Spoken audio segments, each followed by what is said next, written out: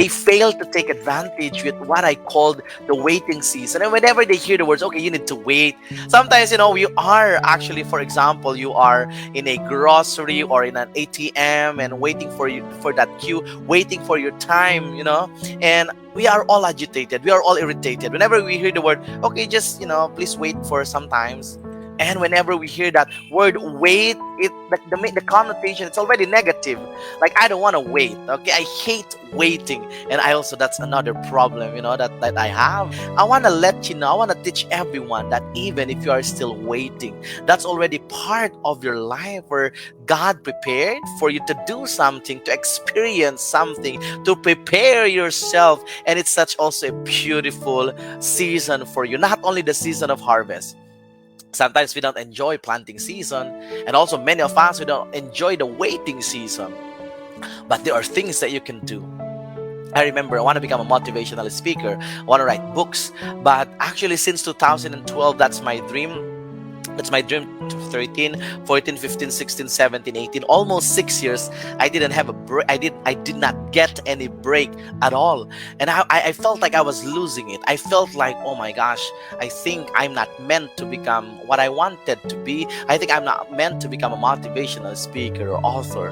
But what I do during that time, I told myself, I think that life is not, you heard the phrase, life is a journey, not a destination. Most of us, we waited for the harvest season to enjoy. Oh, I'll have fun when I'll reach my harvest season. I'll become happy when I reach my harvest season. Or if you're running a marathon, I'll become happy once I reach the finish line. Or if you're writing a book, you will remind yourself, oh, I'll become happy if I'm already launching my book. But little do we know that the best things actually happen through the process. One of the best experiences, one thing that you can enjoy, one thing that you can celebrate are actually things that will happen in between your planting and your harvest season. What's happening there? The dash between the start and the end. What's inside is actually worthy to be celebrated. And I call it the waiting season. And waiting season is also beautiful for you to experience new things, for you to do some things, and of course for you to prepare yourself. And before that was my mistake. I don't enjoy my waiting season. I was irritated whenever, I need to wait, oh my gosh. Or, Lord, sometimes I'm impatient. Lord, give it to me. I want it. But sometimes, God is all knowing, of course, and He knows what's best for us. Sometimes we abandon the Lord. Sometimes we got angry towards Him just because God asked us to stay in the waiting season. Emphasize to everyone that the waiting season is also a beautiful season. The waiting season is also a season for you to become happier. The waiting season, it's not just about being sad. It's not just about, oh my gosh, I had closed doors, or oh my gosh, this waiting season, maybe this is an unanswered prayer. But no, you will look back. Once you're trying to connect the dots, you will realize that, oh my gosh, I should have enjoyed the process. For example, when I was writing my first book, I was so agitated. I was so excited for my launching, and I did not enjoy every single day. But right now, I learned my lessons. I learned it the hard way, actually. That whenever I have big dreams, this is my goal. Okay, I want to have this. I want to reach this in the finish line. But now I am new, because for me, I am a renewed person, because I am now taking the time to enjoy. Even moments of failures, I did to enjoy. I think that this is part of my waiting season. Even moments wherein I cannot feel that I'm having my progress, even if I'm working so hard, I cannot feel the progress that I actually set, the goals that I want to achieve. Sometimes it's unmet, sometimes it's partially met. But I remind myself, hey, what's life is all about? Okay, do you think, Jonas, it's all about reaching 50 and you're rich and you have all the things that you want? Or life is about taking the time every day in your waiting season is also a season full of treasures. Huh? Okay, majority, they hated their waiting season. I want to change that. That when God told you, hey, my child, please be still, sit still, just wait.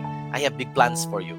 And remind yourself, okay, Lord, you answered no. I will not get angry. I will not abandon you. I will not have that ill feelings. I hope that you will also experience the same peace. Because when I wrote my book, God Says No, I was always reminded by that book. Whenever I had closed doors, I had a lot of closed doors this year. But a few years ago, the main difference is that whenever I I had a closed door before before I wrote my book. God says no. I despise the Lord. I got angry towards God. I questioned the Lord. But right now, I think I'm mature enough that whenever I prayed for something, and then the time that I was expecting it to happen, it didn't happen. You know what? In prayer, I just kept my composure, and I just kept quiet in and embrace peace with the Lord and tell God, Lord, well, I will never be above you. I'll never be above your thinking, and I will never ever fight for your wisdom. It's above, it's always above my wisdom, above the things that I can grasp. So that time I cry. Sometimes it's painful, sometimes it still hurt us, but at the end of the day, I remind the Lord, yeah, you asked me to wait, and I'm willing to wait. You can tell God that when God says, my child, please wait. I hope that your response is not, you are bad, Lord. I prayed. I worship you. I did everything to love you, but this is you did not answer my prayer. I hope that you're not that kind of child, but I hope that you are that person who will tell the Lord, yes, Lord, I will wait. I believe in you, and I'll enjoy my waiting season. I know that you're preparing something big for me.